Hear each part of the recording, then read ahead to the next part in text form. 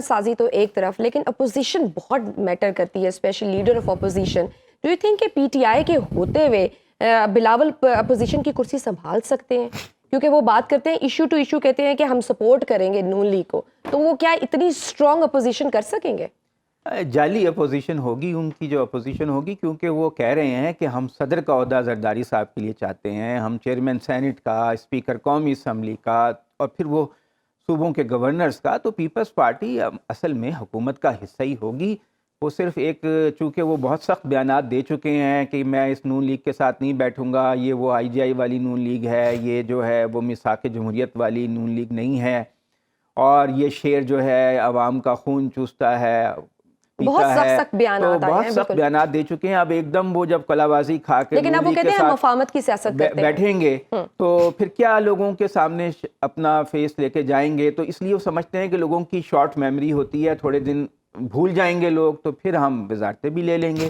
ابھی تو وہ خود کہہ رہے ہیں کہ ہم اسپیکر قومی اسمبلی کا چاہتے ہیں، اپنا چیئرمین سینٹ چاہتے ہیں، تو وہ لے تو کچھ رہے ہیں حمایت کے بدلے. اور پھر وہ کیسے، کس اخلاقی بنیاد پہ جس وزیر اعظم کو انہوں نے ووٹ دیا ہے اس کے خلاف وہ بات کر سکتے ہیں؟ یہ صرف عوام کو دکھانے کے لیے آپٹکس ہیں، ایک پوسچرنگ ہے. اصل میں وہ حکومت کا حصہ ہی ہوں گے. اور پی ٹی آئی جو ہے اس نے صاف انکار کر دیا ہے کہ نہ ہم نون لیگ سے اتحاد بنانا چاہتے ہیں، نہ ایم کیو ایم سے، اور نہ پیپلز پارٹی سے. تو اس وقت جو پوزیشن ہے نمبروں کی 93 ہیں، اگر دو ان کے سیاسی طور پر ٹھیک فیصلہ ہے ویسے عدنان عادل صاحب کہ بات نہیں کریں، ہم کسی سے بات نہیں کریں جو گے؟ بانی پی ٹی آئی ہیں ان کا خیال ہے کہ اگر میں ان لوگوں سے جن کے خلاف میں نے کیمپین کر کے اپنے آپ کو یہاں تک لایا ہوں، اگر میں ان سے ہاتھ ملاتا ہوں تو پھر میری عوام میں جو سیاسی پوزیشن ہے وہ کمزور ہو جائے گی. تو وہ اپنی سیاست کو زیادہ اہمیت دے رہے ہیں، حکومت کو اہمیت نہیں دے رہے. عدنان عادل صاحب، امریکہ مطالبہ کر رہا ہے کہ دھاندلی کی تحقیقات کی جائیں، لیکن نگران وزیر اعظم کا کہنا ہے کہ ہم کسی ملک کے کہنے پر دھاندلی کی تحقیقات نہیں کریں گے. برطانیہ اور امریکہ یہ ڈیمانڈ نہیں کر سکتے. کیسی مداخلت آپ کو نظر آتی ہے؟ کوئی مداخلت ہو رہی ہے باہر سے؟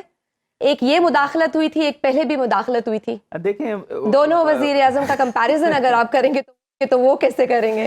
بات یہ ہے کہ جو دنیا کے جمہوری ممالک ہیں جیسے امریکہ اور برطانیہ وغیرہ، ان کی انٹرنل جو پالیٹکس ہے اور جو ان کے آئین ہے اور جو ان کا کلچر ہے، اس میں یہ بات بہت اہمیت رکھتی ہے کہ دنیا بھر میں جمہوریت کو اور فیئر الیکشنز کو پروموٹ کیا جائے. تو اس لیے وہ اس آواز اٹھاتے ہیں، اور ایک ڈپلومیٹک قاعدے قوانین کے مطابق اس کی حدود میں رہتے ہی انہوں نے یہ مطالبہ کیا ہے. کوئی چوری چھپ کے تو نہیں کیا، کھل کر یہ بات کہی ہے. اور بین الاقوامی میڈیا، بدقسمتی یہ ہے کہ کوئی بھی ایسا بین الاقوامی چینل نہیں ہے، آؤٹ لیٹ نہیں ہے میڈیا کا جس نے پاکستان کے الیکشن کو منصفانہ اور صاف ستھرا کہا ہو. سب لوگ ریگنگ کی بات کر رہے ہیں، کہیں پہ بھی پاکستان کے الیکشن کے بارے میں اچھی بات نہیں ہوئی ہے. اسی طرح جو دنیا کے بڑے جمہوری ممالک ہیں، آسٹریلیا، برطانیہ، امریکہ، وہ کہہ رہے ہیں کہ اس کے جو تحفظات ہیں یہ دور کی جائیں، شکایات دور کی جائیں. تو ایک ٹھیک ہے، ہم پہ کمپلشن تو نہیں ہے، مجبوری تو نہیں ہے کہ ہم ان کی بات مانیں، لیکن یہ کہ بین الاقوامی برادری کا اپنا اخلاقی دباؤ ہوتا ہے، سفارتی دباؤ ہوتا ہے.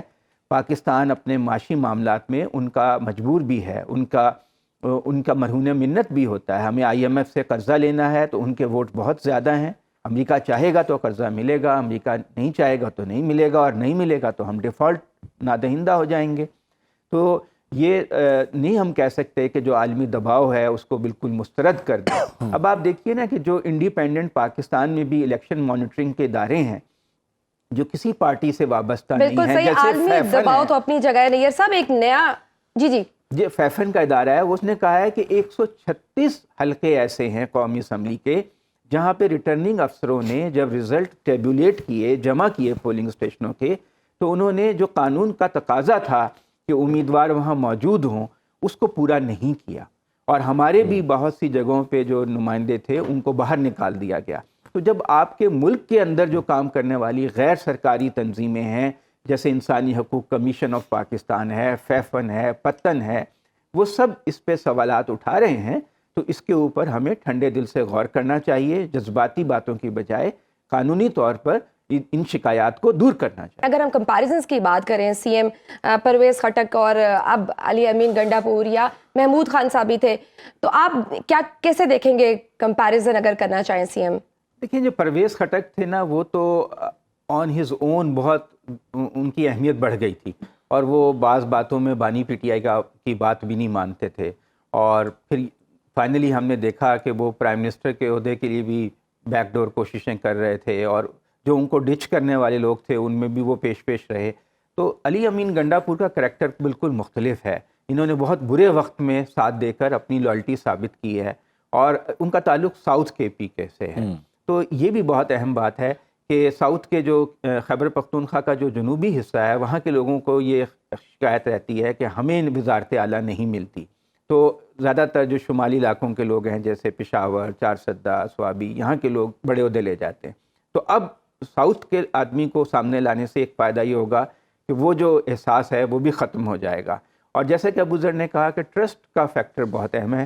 اس پہ تنقید بھی ہو رہی ہے کہ وہ زیادہ ہارڈ لائنر ہیں، لیکن وہ بہت پڑھے لکھے ہیں، این سی اے سے پڑھا ہے، وزارت انہوں نے کافی طویل عرصے تک کی ہے، اور شاید اس وقت جو کے پی کا جو خیبر پختونخوا کا ماحول ہے اور جو سینٹیمنٹ ہے، وہ بھی ایک ایسے ہی آدمی کو چاہتا ہے کہ جو اسٹرانگ مین کے طور پر سامنے آئے، کیونکہ کوئی ویک آدمی جو پریشر نہ لے سکے۔ ایک چھوٹی سی چیز بہت لوگوں کو نہیں پتہ، he is a textile designer, graduate from N C A, اور پشاور میں 2002 میں پہلا فیشن شو اس ٹائم پہ جو کنڈکٹ کرایا تھا، آرگنائز کرایا تھا، وہ علی امین گنڈا پور نے کرایا تھا۔ اس کی ویڈیوز مل بھی جائیں گی، تو اس وجہ سے یہ کافی لوگوں کو نہیں پتہ، تو کافی پڑھے لکھے بھی ہیں، میچور انسان ہے، تو میں کہتا ہوں گڈ چوائس فار کے پی کے۔